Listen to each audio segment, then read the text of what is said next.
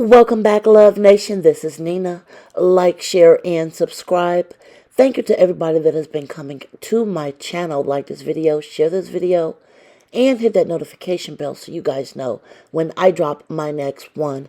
Listen, you guys, we are moving on to chapter 12 of this mess, and I'm going to say there's a lot of intricate details involved in this, including how Blake Lively's other businesses suffered throughout this ordeal that she is making this complaint about. For what happens with it ends with us. Also, she details what happened with her children and her husband, Ryan Reynolds from Deadpool.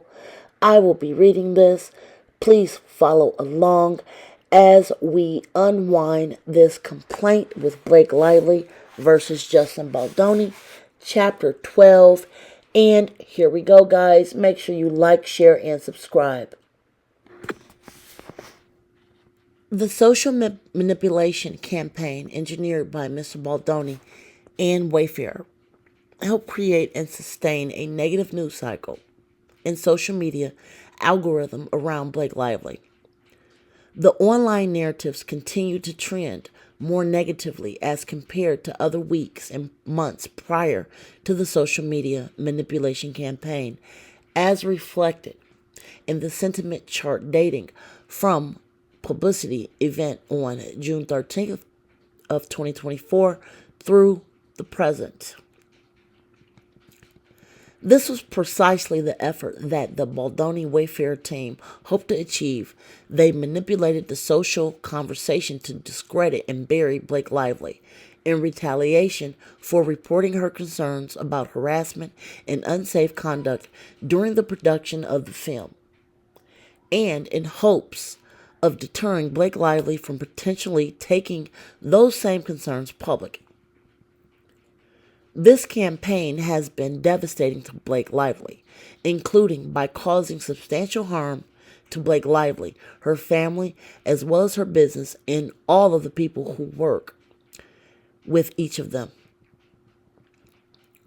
Unlike Wayfair and Mr. Baldoni, Blake Lively has been precluded from not only experiencing the success of the film, but also from having the ability to engage further with her businesses, fans, and social media followers without immediately triggering an onslaught of hateful comments. Instead, Blake Lively and her family has been forced to contend with a wide-reaching negative media campaign. When it became clear that this media blitz was the result of an intentionally seeded, cultivated, and financed campaign against her, Blake Lively began to experience mental, physical, professional, and financial harms that continue to this day. The effects on Blake Lively's professional life were immediate and substantial. Given the ongoing nature of the campaign and the associated negative public sentiment, Blake Lively did not believe she could proceed with public appearances or events without being forced to openly discuss what happened on set. For example, Blake Lively canceled a critical Target corporate event for her hair care company, and she backed out of her scheduled role to host the premiere episode of the 50th anniversary season of Saturday Night Live in September of 2024. The retaliation campaign against Blake Lively has damaged her companies, as well as the long-planned launch of her hair care line, Blake Brown. A date which was set more than a year prior to the date selected, not by Blake Lively, for the release of the film, was caught up in the crossfires of the negative environment against Blake Lively. Initially, before the social manipulation campaign started, Blake Lively was informed that Blake Brown was Target's largest hair care launch on record. Based on internal sales projections, the sudden and unexpected negative media campaign launched against Blake Lively depressed retail sales of Blake Brown products by 56 to 78%. This dramatic drop was completely at odds with the high satisfaction scores that Blake Brown products received in the significant consumer testing performed before launch or its initial success after launch. Around the same time, the social media accounts for Blake Lively's brands, including Betty Buzz and Betty Boos, were flooded by hateful comments, which began to echo through other social and traditional media outlets.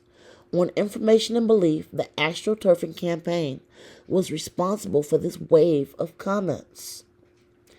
None of Blake Lively's businesses could operate as they ordinarily had before. Instead, the Baldoni Wayfarer AstroTurfing campaign forced each of Blake Lively's businesses to go dark on social media in August. Blake Lively did the same for nearly 2 months, and during this time was unable to market or promote any of her businesses, all of which rely on her support, causing issues with many business partners and customers. Moreover, when Blake Lively limited comments on her personal Instagram account to limit the toxic harassment she was receiving, those users simply migrated to the social media accounts and websites of Blake Brown, Betty Buzz, and Betty Boos. Many of the negative comments on these businesses, social media accounts, and websites had nothing to do with the products or brands, but instead referenced the film, Mr. Baldoni, and or Blake Lively as a bully or mean girl. The emotional impact on Blake Lively has been extreme, not only affecting her, but her family, including her husband and 4 children. There are days when she has had to struggle to get out of bed, and she frequently chooses not to venture outside in public.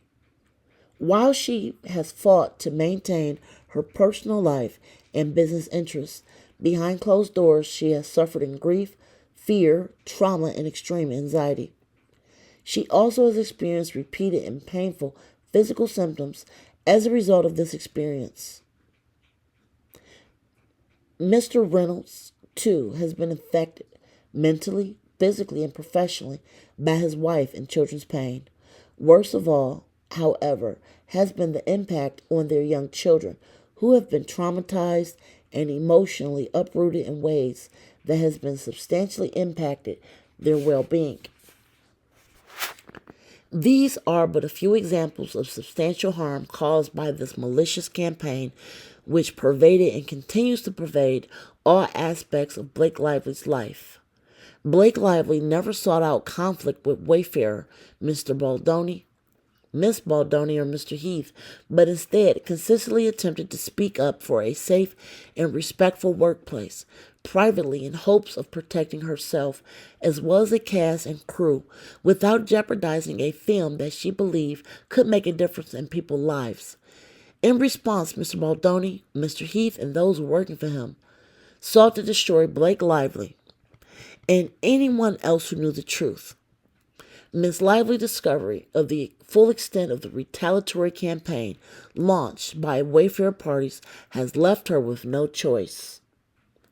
Through this complaint, Blake Lively seeks to set the record straight, to hold the Wayfarer parties and associates accountable, and to shine a light on this new form of retaliation so that it will not be used against any others who seek to stand up and speak out against SA.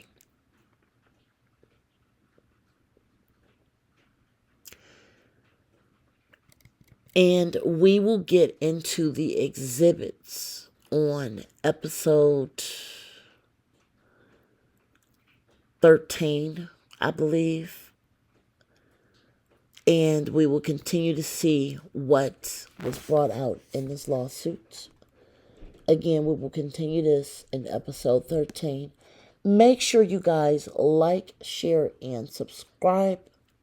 As we get into the exhibits, we are almost done reading this lawsuit. Thank you to all that has been with me as I've been reading this. Share your comments below respectfully. Until next time, be safe and enjoy your day. Bye, guys.